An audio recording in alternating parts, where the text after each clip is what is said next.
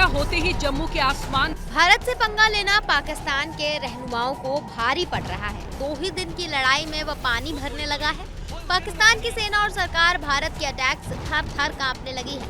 उसकी हालत इतनी टाइट हो गई है कि अब वो कटोरा लेकर भीख मांगने पर मजबूर हो गया है। पाकिस्तान की घबराहट का ये आलम है कि उसने विश्व बैंक सहित अपने राष्ट्रीय साझेदारों से लोन की अपील कर दी। पाकिस्तान सरकार के आर्थिक सलाहकार विभाग की तरफ से एक्स पर एक पोस्ट किया गया जिसमें साफ तौर पर लिखा है कि बढ़ते युद्ध और शेयर बाजार में गिरावट के बीच हम अंतर्राष्ट्रीय साझेदारों से आग्रह करते हैं कि वो हमारी मदद करें। हमें और लोन की जरूरत है, इसी के साथ ही तनाव कम करने में सहायता करें। साथ ही पोस्ट में आगे राष्ट्र से दृढ़ रहने की अपील की गई।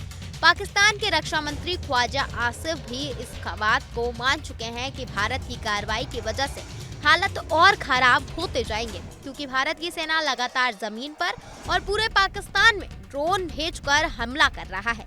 गौर करने वाली बात यह है कि पाकिस्तान की तरफ से ये लोन की अपील तब की गई जब पाकिस्तान और भारत में तनाव बहुत ज्यादा बढ़ गया।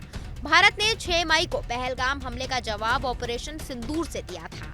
इसके बाद से पाकिस्तान बौखलाया हुआ है। उसने भारत के 15 शहरों पर हमले की नापाक कोशिश की, लेकिन भारत ने इसे नाकाम कर दिया।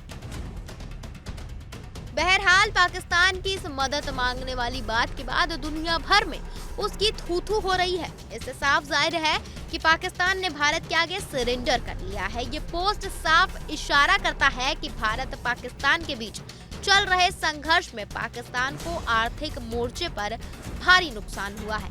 साथ ही इसमें उसकी शांति की अपील दिखाती है। उसकी सेना की भी भारतीय जवाबी हमलों ने कमर तोड़ दी है कि भारत पाकिस्तान के बीच 6 मई के बाद से तनातनी का माहौल है। दोनों ओर से एक दूसरे के ऊपर रॉकेट और ड्रोन दागे जा रहे हैं, लेकिन इस लड़ाई का खामियाजा सिर्फ और सिर्फ पाकिस्तान को भुगतना पड़ रहा है। उसके जंगी जहाज, फाइटर जेट और ड्रोन सब बर्बाद हो गए। पाकिस्तान में शहर शहर से भीषण तबाही का मंजर नजर आ रहा है।